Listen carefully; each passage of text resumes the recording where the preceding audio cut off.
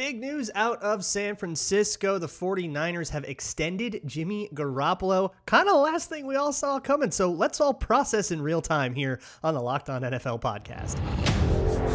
You are Locked On NFL, your daily NFL podcast. Part of the Locked On Podcast Network, your team every day.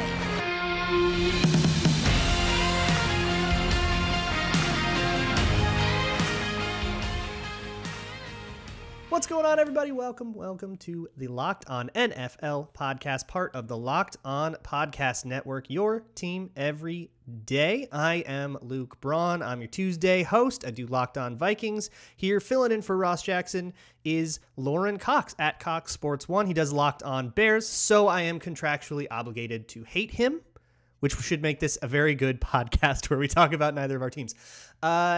We got Jimmy G stuff going on. Today's episode is brought to you by PrizePicks. PrizePicks is daily fantasy made easy. Pick 2 to 5 players. If they score more or less than their PrizePicks projection, you can win up to 10 times your money on entry. First-time users can even receive a 100% instant deposit match up to $100 with promo code LOCKEDON. That's PrizePicks.com, promo code LOCKEDON. So, Lorin, we have a Jimmy Garoppolo extension, or like a contract reworking, I guess. He is making backup quarterback money. I believe he is the second highest backup in the league. Adam Schefter tweeted he was the first, but I think Schefter forgot about Sam Darnold, which, fair. That's who among us. Yeah. So, I don't know. Give me your read on this. Yeah, we can all forget about Sam Darnold. Yeah, you know, I'm glad you brought in someone with a little more hair to talk about Jimmy Garoppolo, a man with excellent hair on the podcast. Right. Ross just doesn't have the same perspective on that situation. I hope he hears.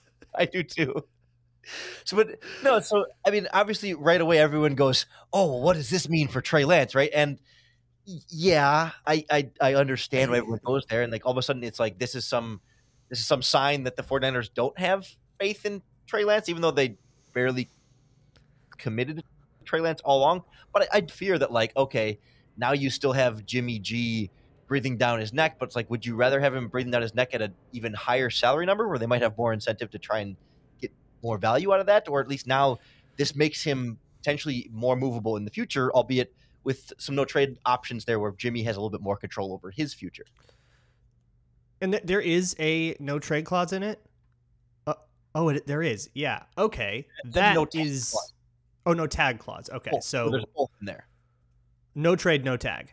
Yeah. So Jimmy can waive it for specific teams, so he has more control over if and when he gets traded. Eventually, he'll get to give the final say on whether he wants to go to that team. Yeah. Okay. So let's hold off on just Trey Lance's evaluation. We can get to that in a minute because I think trying to read the 49ers' intentions is like what everybody's trying to do here. Like what do they mean by this? And here's the deal. The 49ers this whole offseason have felt like they're just like super reticent to commit. And I think that's why, like, they have had offers for Jimmy Garoppolo. People have called. They could have offloaded him a while ago, but they're asking for their price, and that's fine. And, you know, they're not going to go do it at a discount or whatever. But it has always felt to me, this is just a vibe, all right? This is just me reading the moon. It always felt a little bit like they're scared to get rid of the safety net. And they do not feel like a team. Like, I think of Carson Wentz back in Philly, 2016, his rookie year. He has a great preseason, and the Eagles turn right around and they trade Sam Bradford to the Vikings. And they were ready to go with Carson Wentz. He was their guy. They were confident in him. The 49ers haven't behaved that way. You know, like the Eagles just went opportunistically, like, when can we get Jimmy Garoppolo away? There have been so many opportunities with, the Browns and Deshaun Watson. You could have done something with the Panthers or the Seahawks or all of these teams that have desperately needed quarterback help, or teams like Pittsburgh that have a young guy and they could maybe use somebody better than Mitch Trubisky to bring him along. It feels like there have been those opportunities. Like, I don't want to hear 49ers tell us, nobody wanted to pay us enough for Jimmy Garoppolo. You could have bent someone over a barrel. And I think you knew that. and they haven't done it. So I don't think they have a lot of confidence in Trey Lance, even though they probably outwardly said like, yeah, we have all the confidence. Of course you say that on the podium, but actions speak louder than words. This particular decision doesn't speak to that. I think it's the punishment for holding onto your cards for too long.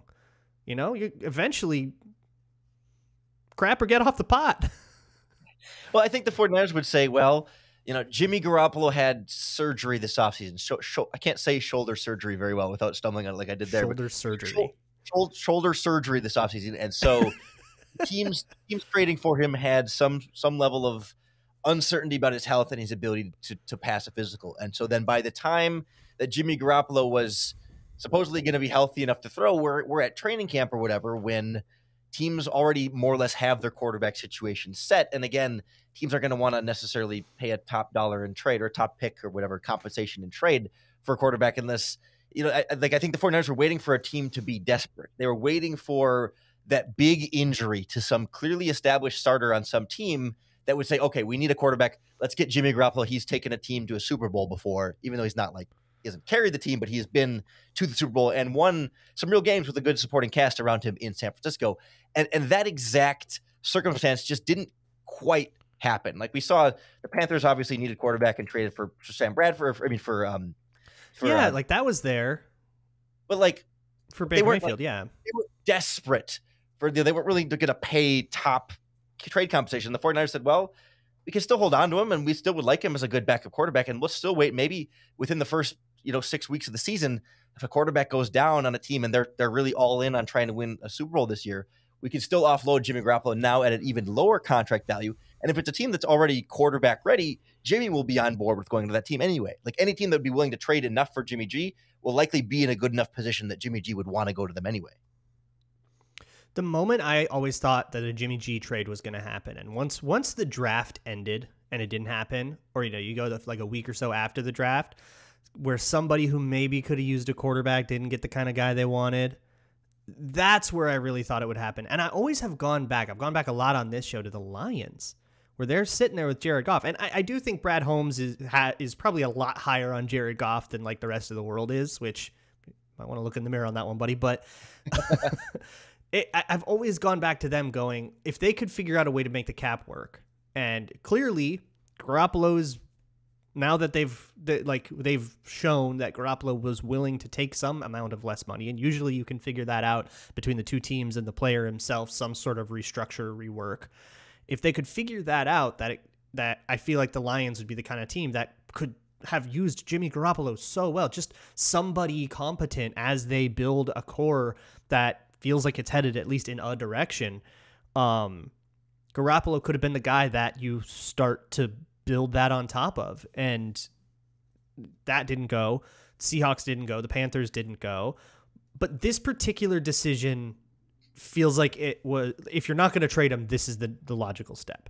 So they didn't trade him, and I disagree with that, but I've always disagreed with that. This particular step of going in and basically making him the best backup ever. And look, if Trey Lance gets his ankle rolled up and you got Jimmy Garoppolo coming in, like, heck yeah. A lot of teams don't have a situation like that. My team's rolling with Nick Mullins if we lose Kirk Cousins. Like, it could be worse. But if you want to do that, and then I guess, here's the other thing, then he walks and you get a compensatory pick, and maybe that's higher than what anybody else was doing.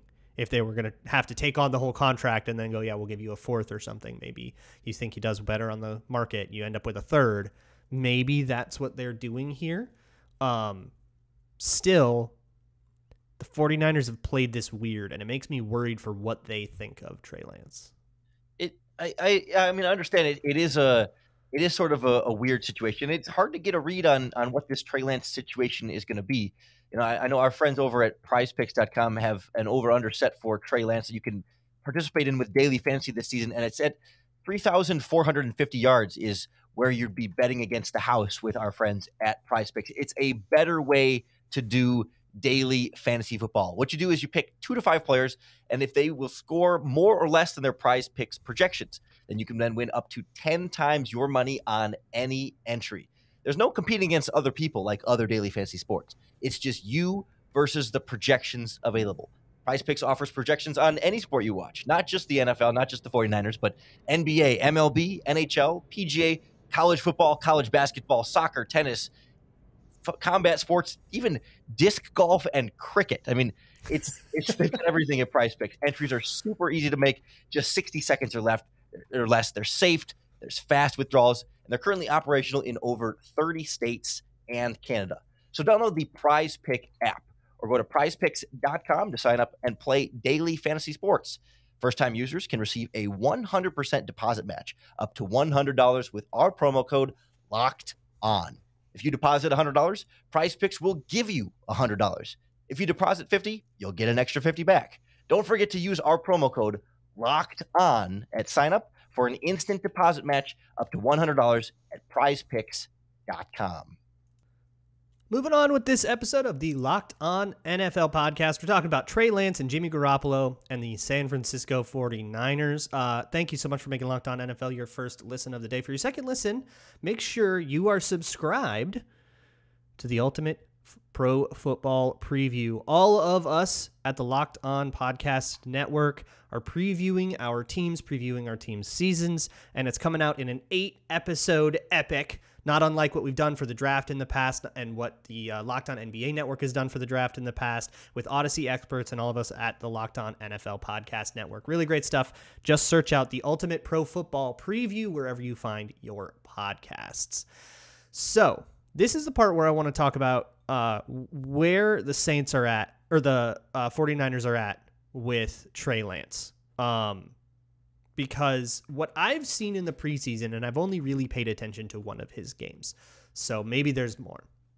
Doesn't look half bad, though. Like, I'm pretty into it. I think he's come along a lot, and that's, you kind of hope, like, when you're taking him third overall, you hope that this dude that has played 19 games in college has a little bit of growth to do, because he had a lot of things that, as part of his game, that just weren't ready to put on the field yet.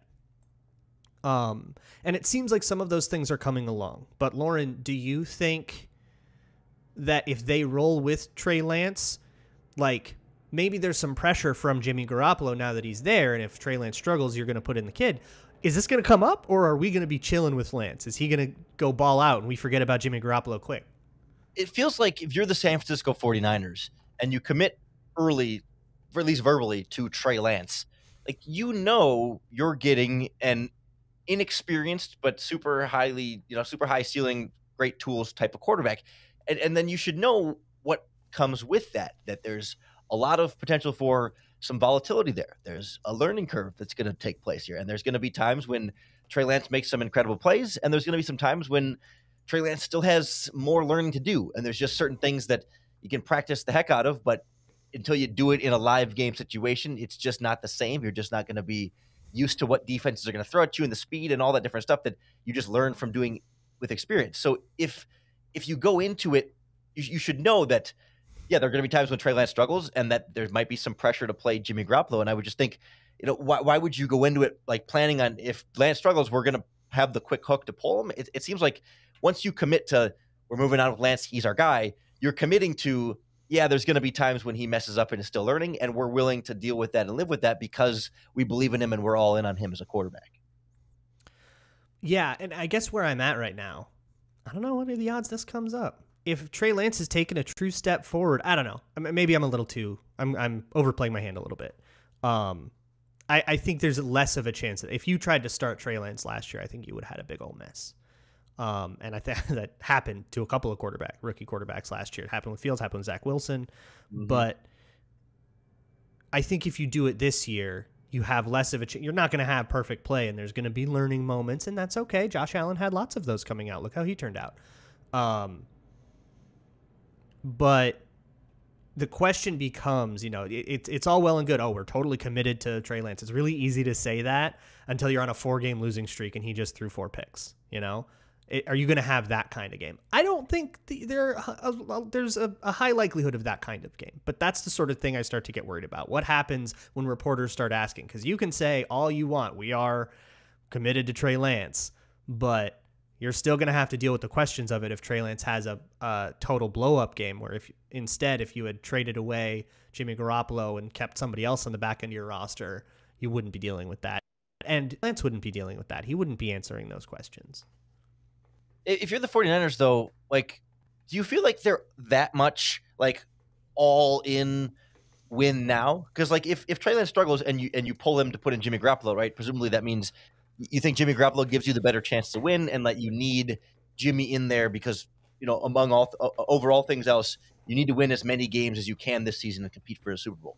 Of course, that's the goal every season, but Yeah, the 49ers doesn't strike me as like an old team that has this championship window that's like specifically closing. And so I would just think, like, again, if you're committing Jimmy, if the plan is we're switching to Trey Lance, like you have to know that like what's almost more important is just Trey Lance's development and sticking him out, because it's not as much about 2022 as it is about the next 5 to 10 years with him as your long-term answer. And that benching him or whatever, is that going to be what's best for Trey Lance's development? Or is it that much more important to win an extra 2 games this season with Jimmy Garoppolo at the risk of maybe limiting your franchise quarterback that you traded up and spent all this draft capital to make your guy? Yeah, my philosophy on that is if you're any bit a respectable team, you should be in a win now. I think you should behave as though like it's one game at a time, one play at a time.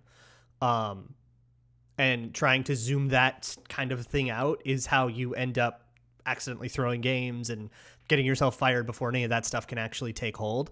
And look, the 49ers, I mean, they went to the NFC Championship last year. Of course they are they are of course going to see themselves as a contending team, especially if they view Trey Lance as an upgrade over Jimmy Garoppolo, which they have to. They traded the farm to go up to number 3 for him.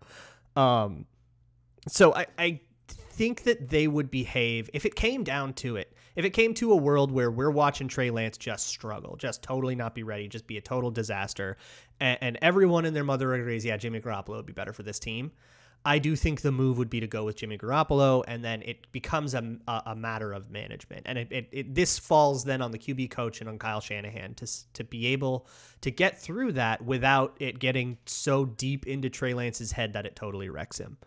That's what it has to be. What do the 49ers gain from going back to Jimmy Garoppolo? I mean, obviously, like if Lance is just like completely floundering and like looks just, you know, deer in the headlights type thing, I understand like there could be value of sitting him down and saying, okay, you need more time on the bench. But like if it's your run of the mill, the difference between a wild card spot and not this season, does it matter that much? I mean, it matters, but like, isn't it more so. important? If it's the difference between playing in January and not playing in January, then I think it absolutely matters. Why?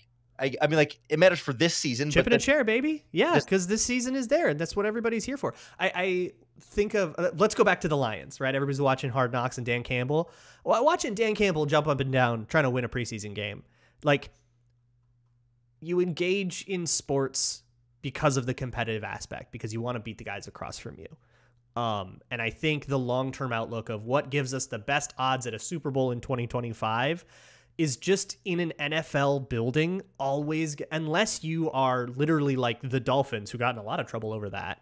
And I think your Bears are taking this approach too, but maybe not quite as formally and like nefariously as the Dolphins did. But, you know, Ryan Poles tearing it down, going into the rebuild, embracing it, sure. Unless you're in that world where you're like, this is a rebuilding year, we're just taking our foot off the pedal and we're just going to like build this right. Unless you're in that, everybody in that room, it is somebody's last season. It's a lot of people's last season in that building. It's coaches' last seasons there. It's people's last season as a 49 before they get traded or cut next year, or before somebody gets promoted and takes a coordinator job at a different place. It is the last chance for some people. And I think you can't, like, if Trey Lance throws 4 picks, and again, I don't think we're going to be there, but if we are there, I think it would be a disservice, and like that's how you lose people. That's how Doug Peterson got fired, right? He lost the locker room doing that kind of thing in a meaningless game, in a like fully we can't win. But these are competitive people, competitive to their core, that want to win, that want to win in preseason games as bad as they want to win the Super Bowl. I mean, if you look at the culture Dan Campbell has over in Detroit, I don't think that's that unique to him. I think that's everywhere, and we just sort of take it for granted when we get like too wrapped up in that pie in the sky, that Super Bowl on the horizon. But you got to win the games in front of you to get to the postseason, and you can't win the Super Bowl without getting to the postseason. Yeah, I see where you're coming from, and I understand. It just seems to me like Trey Lance needs experience. Like that's what he needs more than anything else, is to be on the field. And if he struggles, and you throw him on the bench to put Jimmy Garoppolo out there, then you're not. Then Trey Lance isn't getting better. And if Trey Lance isn't getting better, then when is he going to be better than Jimmy Garoppolo? And then if he's not getting that development, then is he ever going to make that improvement? And then was he worth the draft pick in the first place? Like at some point, it's about like you made an investment in him, and you need to commit to paying for that investment. A part of paying that investment is also the time and the patience to work through some of those struggles. Understanding that maybe there might be moments when Jimmy Garoppolo in the immediate term could give you a slightly better chance to win here and there. But if another couple of games of Trey Lance struggling can get you to better Trey Lance later in the season, is it worth seeing that through as opposed to pulling the plug and saying, screw this, let's just get Jimmy back out there and be right back to where we started? You know, that was the whole point of getting Trey Lance, is to not be right. Like otherwise you're just back to where you started. And how is that helping your team get better? At any rate, we're in a corner case, I think, here, because I don't think as good or bad as Trey Lance is, I think it has to be pretty extreme for you to start feeling like we're going to bench the kid, right? Yeah. So instead, I want to take you into a more reasonable hypothetical, which is what we'll do next. I want to talk about how you and I would handle this if Trey Lance does struggle and if we were in the coaching room. So that's going to be what comes up next. Are you one of those people that thinks it's okay to drive stoned? What's the worst that can happen? You end up driving below the speed limit? It's no big deal, right? Wrong. The truth is your reaction times slow down, way down when you're high. Not only do you put yourself in danger, but everyone around you. Talk about a buzzkill. So stop kidding yourself. It's not okay to drive high. If you've been using marijuana in any form, do not get behind the wheel. If you feel different, you drive different. Drive high and get a DUI. All right, Lorin, Locked On NFL podcast. I'm Luke Braun. This is Lorin Cox. We're talking about Trey Lance. So let's say Trey Lance has a pretty bad game. We're not talking 4 picks. We're not talking Nathan Peterman catastrophe. But we're talking, man. You're talking like 9 sacks in his first career start against the Cleveland Browns last season? Yeah, something like that. If you go to play against the Cleveland Browns and then your O-line falls apart and you don't know how to set protections and you get 9 sacks. Yeah, something like that. Hypothetically. Can't imagine anything like that happening to anyone. Yeah. But let's say that we're co-quarterback coaches. So it's our job to bring Trey Lance out of this. How do you deal with that? Because what I am worried about here with Jimmy Garoppolo, and this is a small worry. It's easy to shut out the noise in a building. You can just don't go on Twitter, y'all. Yeah. But that's just good life advice. Don't go on Twitter. Careful at taking that advice. Yeah. Yeah. Do as I say, not as I do. Yeah, but you're going to start hearing if Trey Lance has a 1 touchdown, 1 interception, passer rating of 60 because he couldn't complete a whole bunch. Maybe it's not even his fault, but you're going to start hearing it, right? You're going to start hearing, put in, I don't know. You covered the Bears last year. Did you ever hear put in Andy Dalton? It was put in Nick Foles was what it was. Nick Foles. Yeah. Right. So, Dalton was hurt and then Nick Foles was kind of the backup. There were times when they did. There were times they only did when Fields got hurt. There was never a time when they said was hurt for that. Okay. Well, there was times when Fields was hurt and we weren't quote sure unquote. how it was. But regardless, there was at least an injury in there. But it was only out of protection for Fields. It was, wow, this offensive line is so bad. Let's not throw him out there to build these bad habits. It wasn't necessarily that Fields was, driving himself into the hole. It was the team was not ready for Fields, which doesn't and I agreed with that when I was like, that's the best thing for Fields is to get him out of the hellhole that is Yeah. Was it Jason Peters? Yeah, it was awful. He was one of their best offensive linemen last season, sir. Oh no. He was fishing on a boat 3 days before they called him. Oh boy. Hey, glass houses. We did the Jake Long year a few years ago. It's fine. I'm just thinking God Dakota Dozier's on injured reserve. That's all. Anyway, with Trey Lance, right? It's like if he hits those games, I think there's a specific threshold for me where it would be like, okay, you have a bad game, we'll live with it. We'll come back next week, right?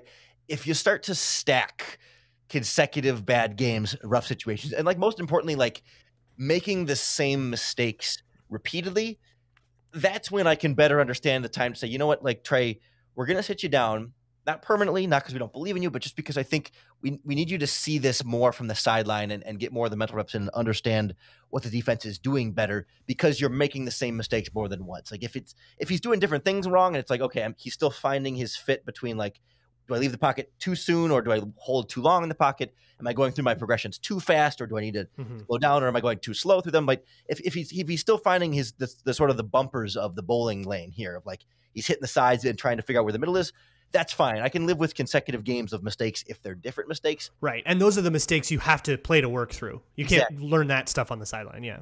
That's the threshold for me. But if it's like over and over again, he's not seeing the linebacker in underneath zone. Like I remember some things Mitch Trubisky would do over and over again in Chicago where it's just like he's not getting it yet. Yes. That's when Jimmy Garoppolo problem.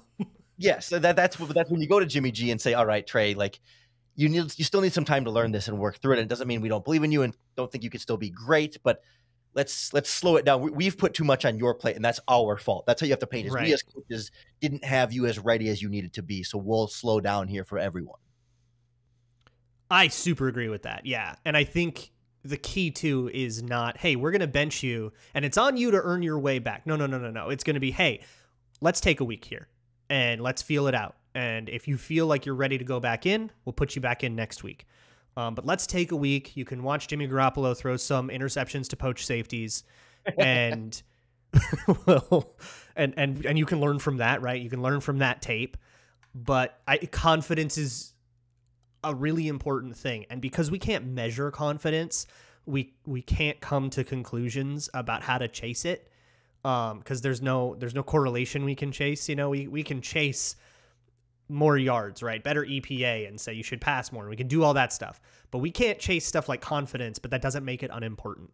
And when you're the coach, when you're the person dealing with Trey Lance face to face and trying to say, hey, this is, what you have to, like, this is what we need you to do so that you can become what we invested our whole franchise in you becoming, what we believed in you so hard that we put our whole lot, all of our jobs on the line to invest, to make. That's how much we believe in you. That's how psyched we are to have you. And we just need a week for you to see some things so that we can make sure that we realize that. It's not a huge deal. Like, it's like downplay it to him, I guess that's the way that I would try to play it. But I do think the timing and the rhythm and the comfort looks a lot better. And I think that should be the headline here. We've gone through some like worst case scenario hypotheticals with the 49ers, and it's been fun. But the headline is, I don't think any of that comes up. And I do think if Trey Lance does struggle, it's going to be the stuff, the bumpers that you said. Maybe he could have, he hitched a little bit too much, or the ball came out a tick late, or the ball came out a tick behind, or he's just got to fix a footwork thing a little bit here. And that's the developmental process that you can still absolutely be a team that's in all the games when you're dealing with that stuff. You want perfection, go find Tom Brady. But if that's the kind of stuff you can work out in real time without totally sinking the franchise, because the worst case scenario here is if you stick with Trey Lance when he's not good enough to win you games, and you win 4 games this year and everybody gets fired. Well, that's not the way to win a Super Bowl. That's the way to lose your job. Do you think Shanahan's on that? I mean, not that thin of ice, but like, I don't know. Like, I know nobody's immune to a 2-win season. That's season. What I was saying. Yeah.